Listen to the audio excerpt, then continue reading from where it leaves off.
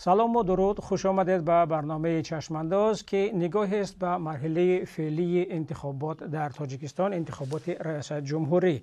در این مرحله از انتخابات چی می‌گذرد؟ شور و هیجانی که پیشبری نامزد یگانه مخالفان عین حال بابا نظر و به میان آورده بود کجا شد؟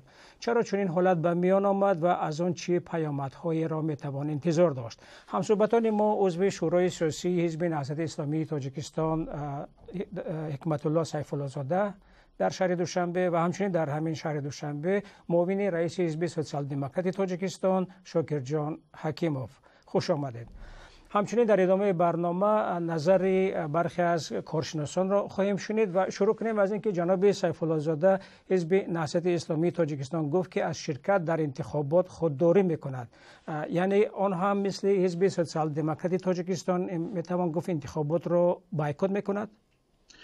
بسم الله الرحمن الرحیم. بله، من میتوانم کمی گیلمند باشم از آن شرح و توضیحی که دوستان ما در وسایط اخبار در مورد مفهوم خودداری تا جای افراط به افراط راه دادن اشاره فرمایم.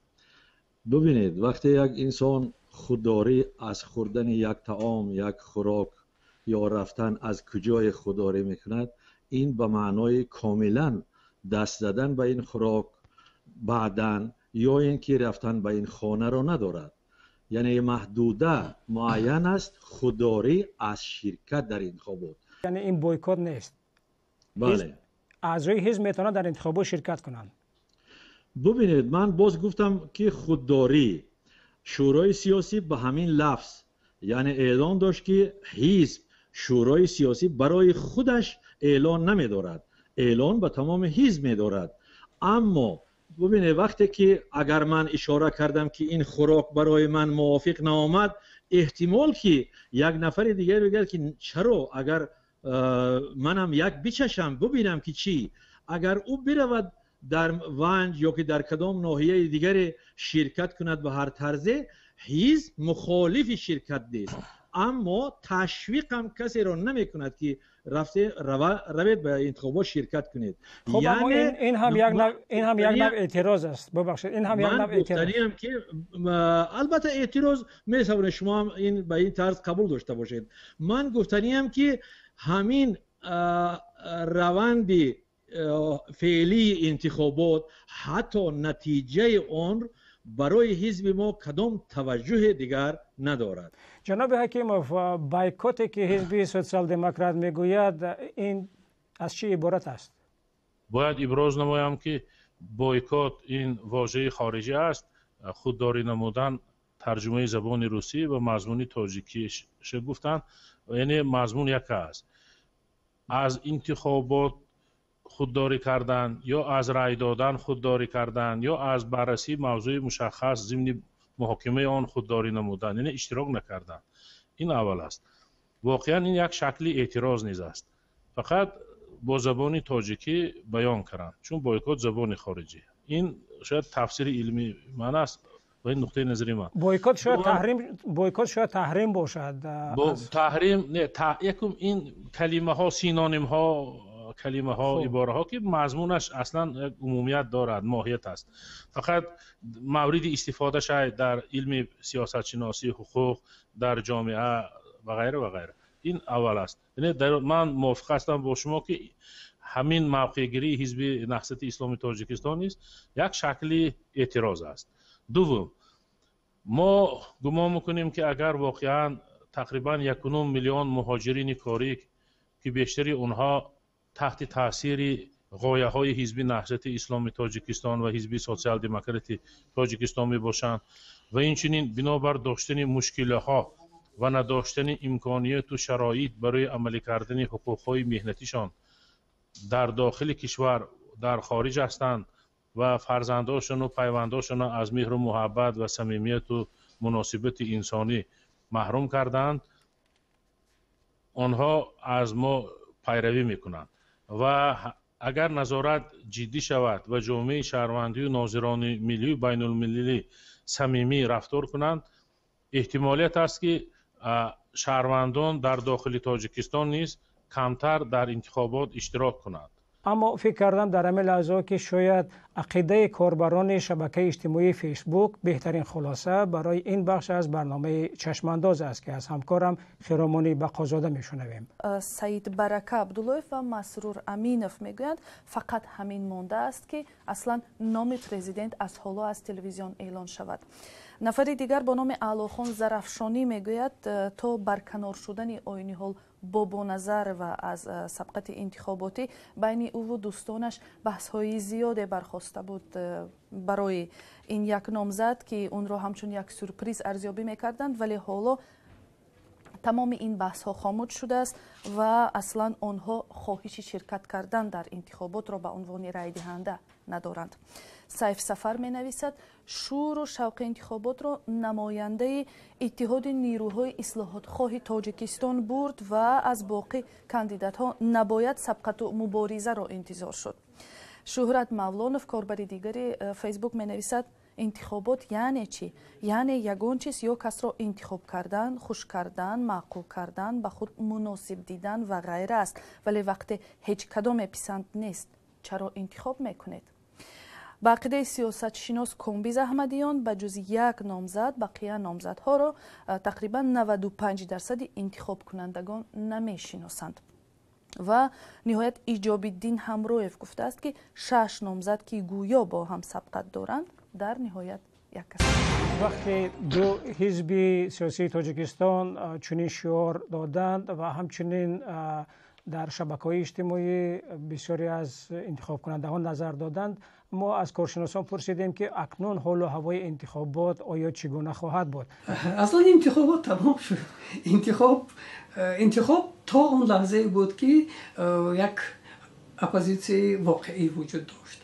انتخاب تا اون لحظه بود که با نظر و امکانی وارد شدن به کارزار داشت. خب ما درباره آنکه چطور به این حال رسید انتخابات با برخی از کارشناسان صحبت‌های داشتیم.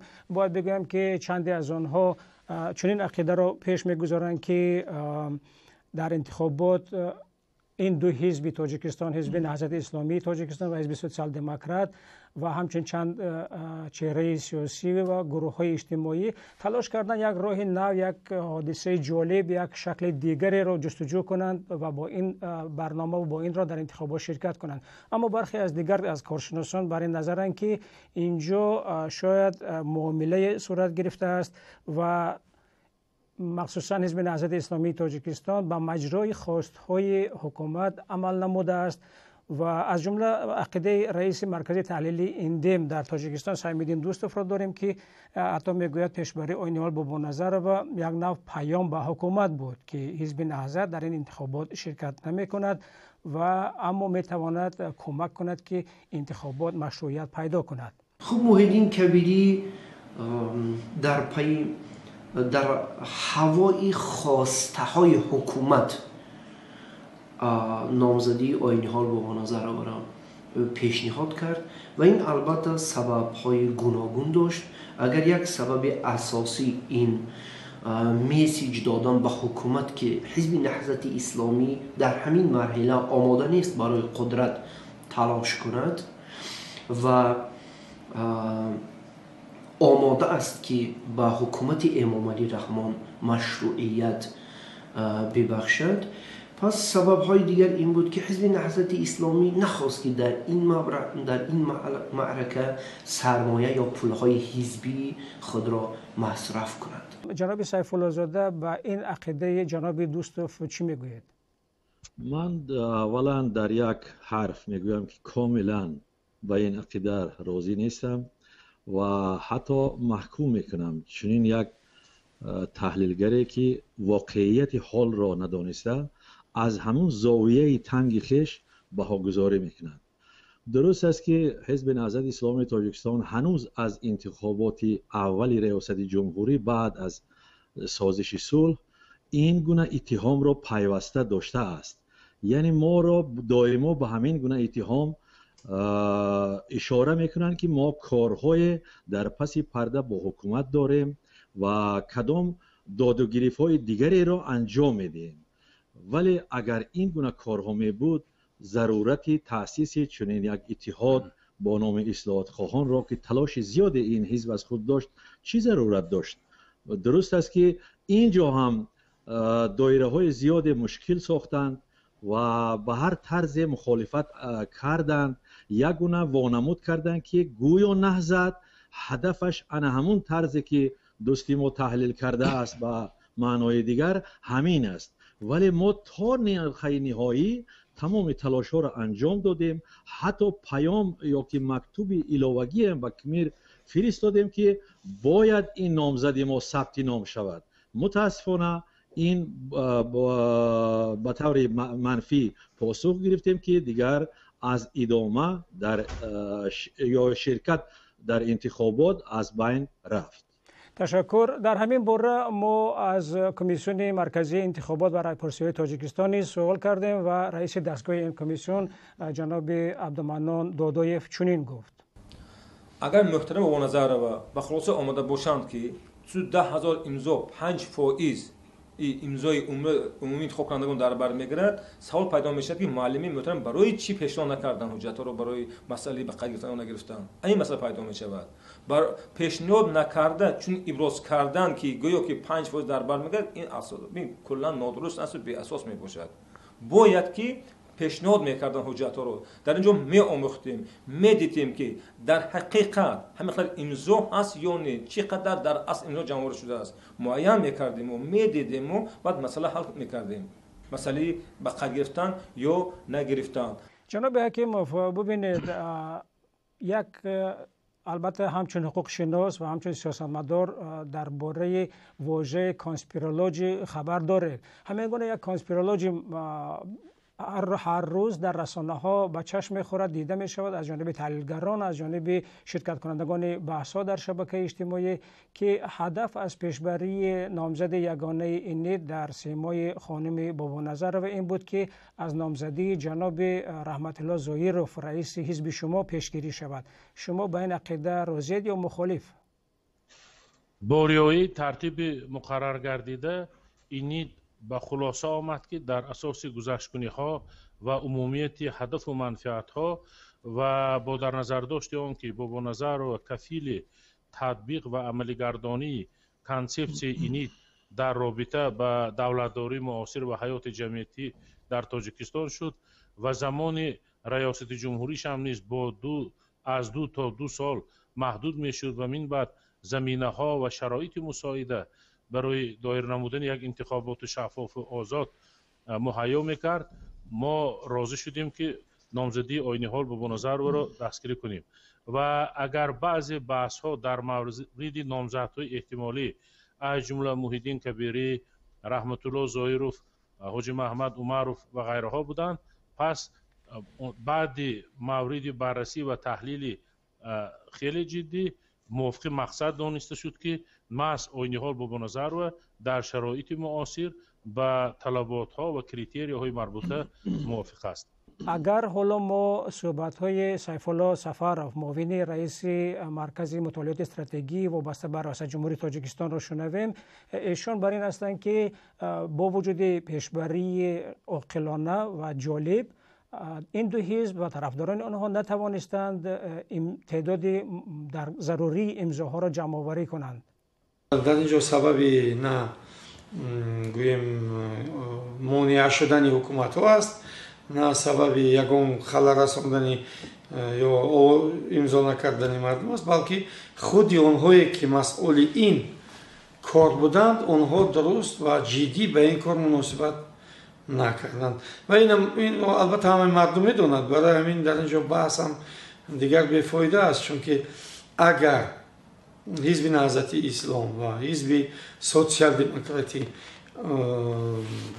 صمیمانه و درست این کار خودشان یعنی قرار خودشان رو پیگیری میکردند و آواز جمع میکردند، میتوانستند، چون که 201,000 جمع کرد، پس 9,000 دیگرش اصلا هیچ چیز.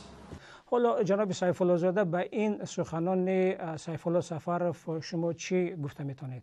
باید باز هم همین چیز رو اشاره من کنم که بسیاری از تحلیلگران حتی از دایره های حکومتی و دیگر به طور مستقل هم البته این حق را دارند که چنین یک چیزی بگویند، ولی از واقعیت حال خیلی دور هستند.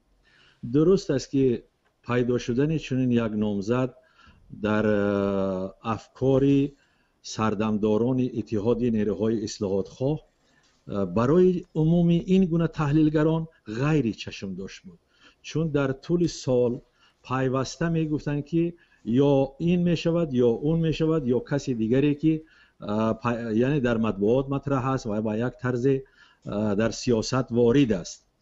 وقتی که این گونه شخصیت از جانب اتحاد نیروهای اصلاحات خواه با مطبوعات و با جامعه مطرح شد، اینها افکار مطرح خودش را گم کردند، نتوانستند که چیزی دیگری بگویند. باید به این شکل یعنی افکار جامعه را به این طور شکل میدادند که دو حزبی که نمیتواند با هم مناسبتی برای دورنما مناسبت جدی داشته باشد، در همین مرحله هم نمیتوانند اینها از نامزد یگانه جانبداری کنند. تشکر جناب حکیموف.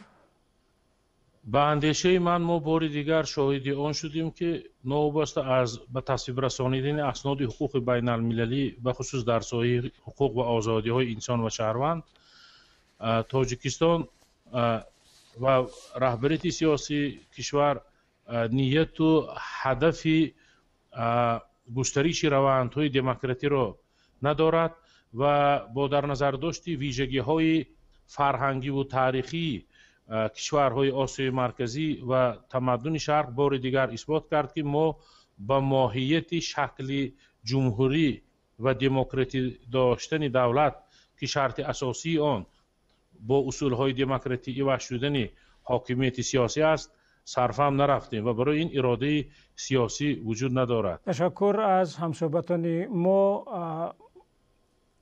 عضو شورای سیاسی حزب نهضت اسلامی تاجیکستان جناب حکمت الله سیف الله زاده و معاون رئیس حزب سوسیال دموکرات تاجیکستان شاکر جان حکیموف، خدا نگهدار.